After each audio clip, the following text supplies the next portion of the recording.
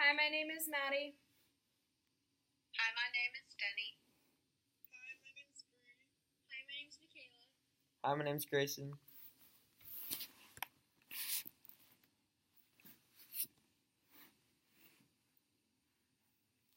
Howdy, my name's Michaela Budgie, and I'll be talking about Martin Luther King Jr.'s speech, I Have a Dream. Social inequality is similar to a teacher baking a pie for class, but the teacher eating all the pie and giving the crumbs to the kids. Unfair education, jobs, and rights are equal to the crumbs that would be thrown at African Americans. They're forced to fight for these crumbs. George Balling's website, American History from Revolution to Reconstruction and Beyond in 2012, has a quote from MLK's speech which states, "I say to you today, my friends, so even though we face the difficulties of today and tomorrow, I still have a dream." MLK was passionate about all men having equality and equal rights regardless of race. MLK believed that all races could be equal if we had a colorless society.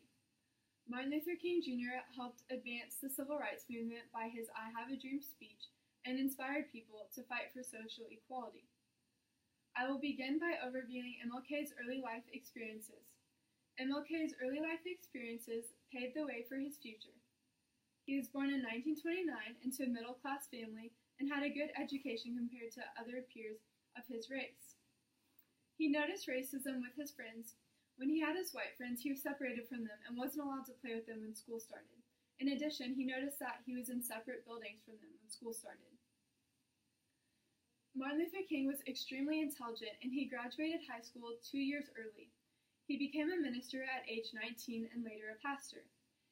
He was on the executive committee for the NAACP, and after that he led protests and nonviolent movements. Ken Nelson's 2017 website, From Ducksters, states, he was the youngest person to be awarded the Nobel Peace Prize in 1964. MLK's famous speech took place in a time period that was full of movements for equality. The push for civil rights was prominent when MLK shared his speech on August 28, 1963 at the Lincoln Memorial. Civil rights occurred between 1954 and 1969.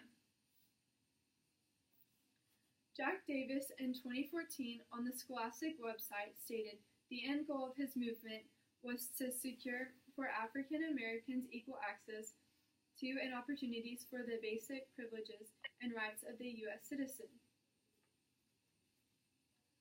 Social segregation, voting rights, and education were all main focal points of the civil rights movement. MLK gave his speech before the March on Washington, which had the social and political aspects in it. The hardships were emphasized. Next, I will share how I Have a Dream nonviolently promoted the betterment of the human condition. MLK was an honorable activist. He shared a powerful message to those who strive for racial equality and those who didn't strive for racial equality. The racism negatively impacted those African Americans, and he noticed that society needed to eradicate the racism for equality. The Emancipation Proclamation was written 100 years ago, and it was written to physically free the slaves, yet the African Americans still felt oppressed emotionally. Last, he demonstrated that civil rights could be eradicated in a nonviolent manner. He set the tone for the March on Washington. The Civil Rights Act passed a year after the March on Washington.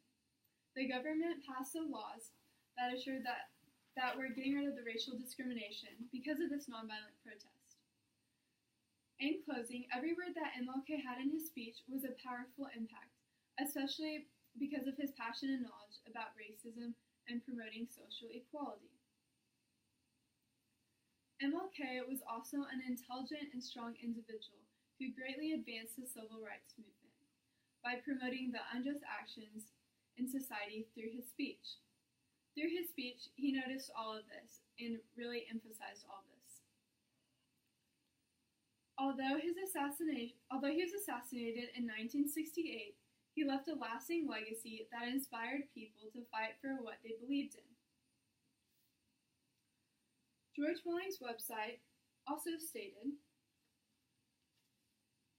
Let us not seek to satisfy our thirst for freedom by drinking from the cup of bitterness and hatred.